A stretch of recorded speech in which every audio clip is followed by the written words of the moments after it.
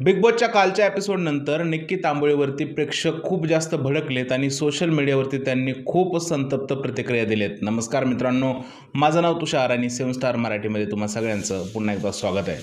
मित्रांनो, निक्की तांबोळीवरती प्रेक्षक खूप जास्त भडकलेले आहेत. तुम्हा सगळ्यांना माहितीच आहे की निक्की तांबोळीने ज्या पद्धतीने वर्षावस गावकरांचा अपमान केला होता, त्यानंतर महाराष्ट्रातील जनता जी आहे ते निक्की तांबोळीच्या विरोधात गेलेली आहे.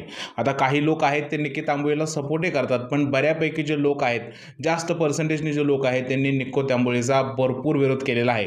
बऱ्याच लोकांनी सोशल मीडियावरती वेगवेगळ्या तिखट प्रतिक्रिया दिल्यात. काही लोकांचं हे म्हणणं आहे की निक्की तांबोळी जे आहे ते हिंदीमध्ये नाटकं चालत होती तुझी, मराठीमध्ये खपवली जाणार नाहीत. वर्षावस गावकरासारख्या सिनियर ॲक्ट्रेसला जर का तू अशा पद्धतीने बोलणार असेल तर हा महाराष्ट्र सहन करणार नाही.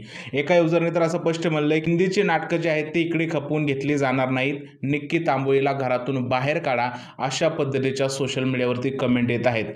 आता हे खरंच सिद्ध झालंय की महाराष्ट्रातील जनता जी आहे ती अशा प्रकारच्या गोष्टींना जी आहे ती साथ देत नाही. निक्की तांबोळीवरती बरेच जण भडकलेले आहेत. या उलट जे निक्की तांबोळीचा सपोर्ट करतात त्यांना सुद्धा सोशल मीडियावरती लोक जाऊन ट्रोल करत आहेत. एकंदरीतच काय तर निक्की तांबोळी सगळीकडे ट्रेंड करते आणि तिला जे आहे ते कोणीच महाराष्ट्रामध्ये सद्यस्थितीत तरी चांगलं म्हणत नाहीये, कारण त्यांनी वर्षावस गावकरांचा अपमान केला आहे. तुमचं काय म्हणणं आहे या संतप्त प्रतिक्रियेबद्दल? प्लीज मला कमेंट सेक्शनमध्ये सांगा. निक्की तांबोळी आणि वर्षाताईच्या भांडणाबद्दल पण तुम्हाला काय वाटतं हे सुद्धा मला कमेंटमध्ये सांगा. जर व्हिडिओ आवडला असेल तर त्याला लाईक करा, शेअर करा आणि चॅनलला सबस्क्राईब करायला विसरू नका. भेटूया पुढच्या व्हिडिओत. तोपर्यंत भारत माता की जय.